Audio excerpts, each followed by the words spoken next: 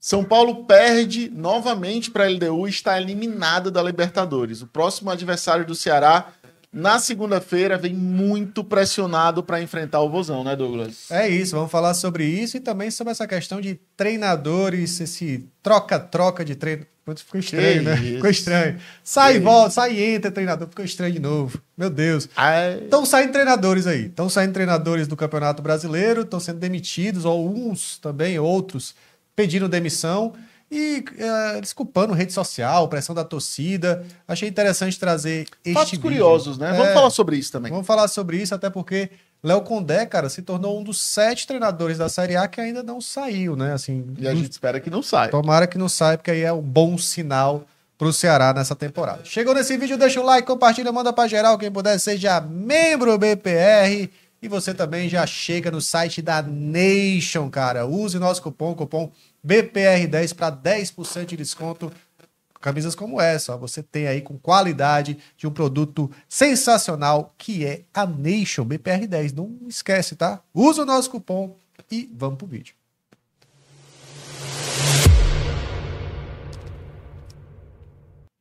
Simbora, Klaus. É o seguinte, São Paulo perdeu de novo, foi eliminado, despachado da Copa Libertadores para LDU, 1-0. Mais de 26 chutes, aliás, mais de 20 chutes a gol, 26 chutes, 11 em direção ao gol. Uma retranca da LDU, mas o que importa é vencer. E a LDU venceu com um chute apenas em direção ao gol. Pressiona esse São Paulo para segunda-feira, hein? Sem dúvida, sem dúvida. O São Paulo que contou com a volta, né, do Lucas Moura. O Oscar, que também estava cotado para voltar nesse jogo contra a LDU, ele acabou não reunindo condições, então só voltou o Lucas Moura. Começou o jogo no banco, mas entrou durante a partida para tentar reverter o resultado. Não teve a força suficiente para isso. São Paulo acabou amargurando mais uma derrota e vem pressionado para tentar conseguir aí resultados no Brasileirão, até porque é a única competição agora que restou ao São Paulo depois dessa partida e dessa eliminação na Libertadores. Eu acho que, pelo cenário, a gente tem que avaliar. E o Ceará precisa ser muito estratégico para entender o momento do São Paulo. Que São Paulo a gente vai enfrentar na próxima segunda-feira? Um São Paulo motivado, um São Paulo que apostava muitas fichas na Libertadores e agora vem mais desmotivado, mais para baixo, sabe? Sentiu o golpe. Porque não foi uma eliminação simples. Simplesmente o São Paulo perdeu os 2 jogos. A LDU não deu nenhuma chance ao São Paulo. Nenhuma. Né? Então, assim... Para mim, foi um atropelo da LDU, que chega à semifinal, e eu acho que era uma oportunidade ao São Paulo chegar nessa semifinal. A LDU é uma equipe boa, competitiva, bem treinada pelo Thiago Nunes, que passou por aqui, né, que tem o Brian Ramires, que o Ceará tentou trazer também, mas acho que, em linhas gerais, o São Paulo, ao meu ver, tem mais time. Mas não foi o que aconteceu em campo, não foi o que aconteceu na prática. A LDU foi bem superior ao São Paulo. E aí fica aquela dúvida. Que São Paulo o Ceará vai enfrentar na próxima segunda-feira? O São Paulo que já meio que estava levando ali a Libertadores um pouco de lado, um pouco meio... a gente só chega até aqui, não tem muita coisa para a gente conseguir. Ou era um São Paulo que acreditava muito na Libertadores como um caminho curto aí para conseguir mais um título e acabou se frustrando. E aí vai levar esse abatimento para segunda-feira e o Ceará vai ter uma condição interessante a mais para conseguir o resultado. Para mim, o jogo de segunda-feira já é um componente difícil, já é um jogo difícil. Totalmente. É o São Paulo no Morumbi, tradição, time forte.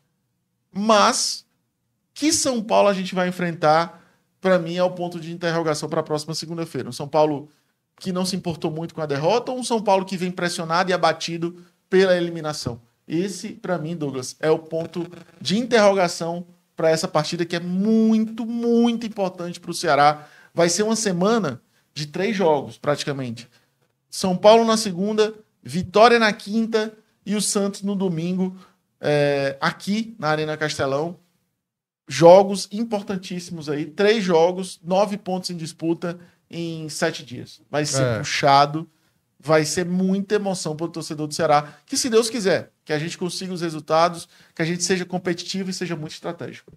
Tomara, né, que o Ceará seja bem estratégico nessa partida aí e que saiba utilizar das estratégias, né? Saiba justamente como jogar com esse São Paulo, Isso. que vem desgastado, né? Então, pode ser uma estratégia também, aumentar a intensidade da partida, tentar se aproveitar de um desgaste no segundo tempo. Acho que coisas para Léo Condé avaliar para esse jogo, tá bom? Klaus, é o seguinte, a gente tem algumas questões aqui para a gente lidar em relação a treinadores, tá? Sim. O Léo Condé, ele se tornou aí, até tem um destaque lá no Twitter, em relação a essa notícia, cara. Vou até ter que usar outra câmera aqui, que na hora que a gente tá fazendo... Pronto, tá aqui. A notícia é a seguinte... Ceará está nesse momento um seleto grupo de 7 times que ainda não trocaram de treinador no Campeonato Brasileiro. Algo impensável se parar para analisar temporadas anteriores do Vozão. Eu acho que é basicamente os times que estão lá em cima, né? Tipo Flamengo, Palmeiras, Mirassol, O Mirassol Cruzeiro. trocou. Mirassol... Não, no Brasileirão não.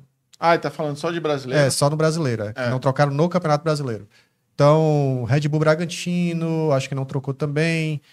7 times ainda não trocaram nesse Campeonato Brasileiro, o Condé tá no meio. Porém, a gente já vê algumas trocas. Por exemplo, Renato Gaúcho, que saiu chateado, né? E saiu cobrando torcida, cobrando rede social.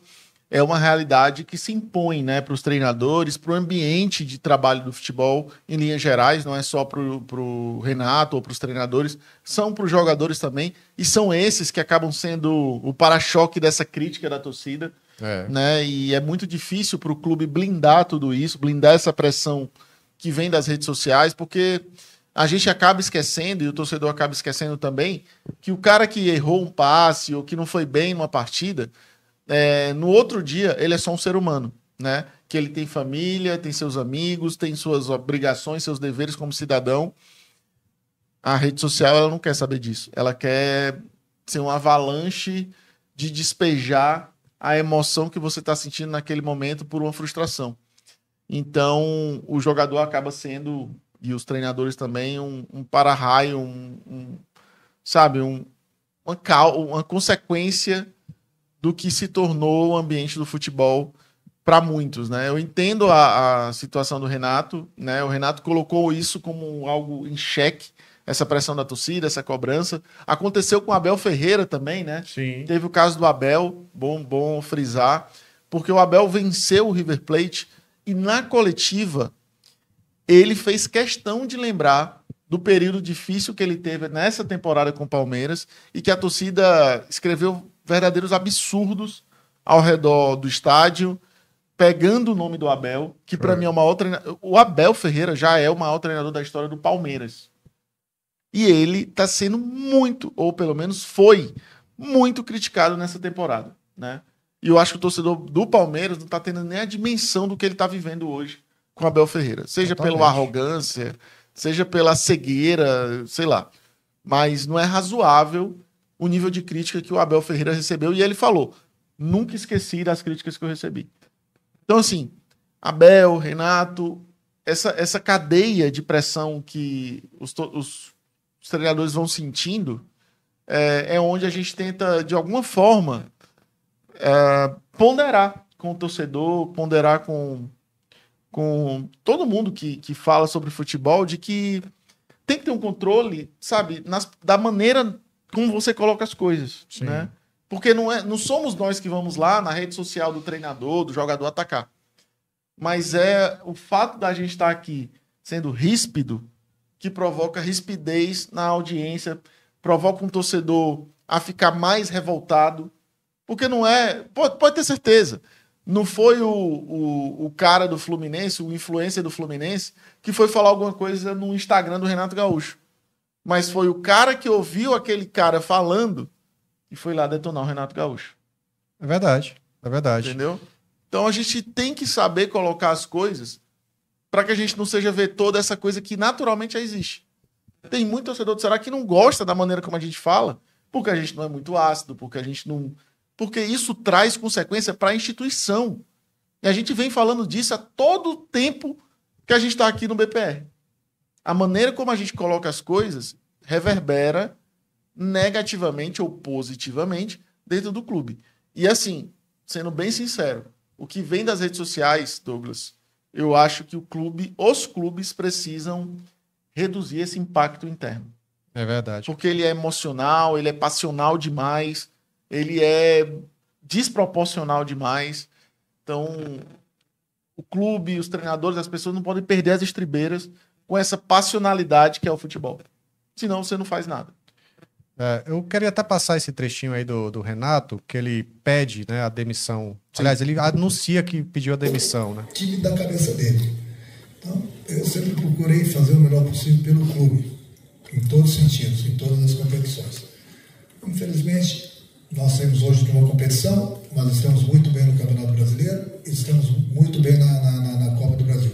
Se o Fluminense estivesse mal no Brasileiro, eu não estaria saindo.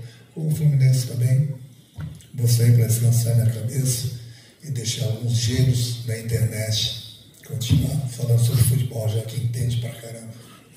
Eu tô achando que é a primeira vez que os haters demitem alguém. Os gênios da internet Não, e saiu, né? Eu não vou dizer que foi a primeira vez, porque eu lembro que o Renato Paiva, no Bahia, Ah, é verdade. O Renato Paiva também. fizeram uma montagem dele. Eu não sei se foi no estádio ou foi nas redes sociais com orelhinhas de burro, Sim. que o Renato pediu para sair do Bahia depois daquela montagem. É. Então eu acho que tem histórico Sim. de alguns treinadores que saíram já por pressão de rede social. Mas são poucos. Mas estão acontecendo os casos, né? É verdade. Agora, o Renato, ele é um cara que a gente não sabe se ele usou isso de muleta, né? Que pode ter sido isso também. Porque, assim, o que a gente tem de bastidor é que o Renato era um cara que não... Ele não... Assim, Douglas, ele era... Difícil. Era difícil o relacionamento e parecia a todos, pelo menos os torcedores do Fluminense, que ele estava ali fazendo um favor. Sim. E que ele queria que as coisas se centralizassem nele, né? Então, eu não sei até que ponto o Renato fez as escolhas baseado no que ele queria fazer, É.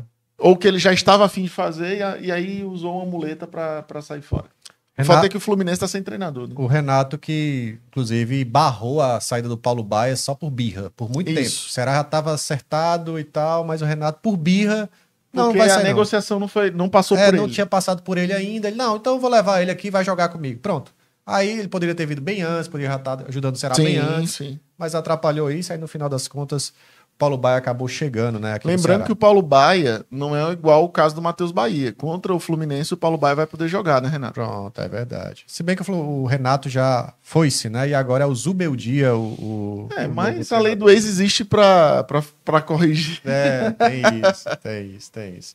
Klaus, é isso, cara. Esse videozinho da manhã pra você, deixa aquele like, é muito importante. Boa. A gente faz esse esforço pra trazer esse conteúdo de manhã cedo pra você. Então, engaja por aqui.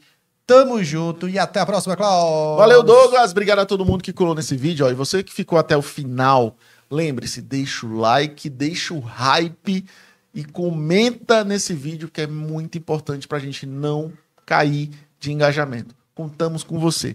Isso é o mais importante, que você deixa o like, deixa o hype e comente também. Nem que você não goste do nosso ponto de vista, mas comenta, deixa o teu feedback, que é importante demais. Valeu, galera. Valeu, tamo junto, bora, Vozão. E bora pro racha.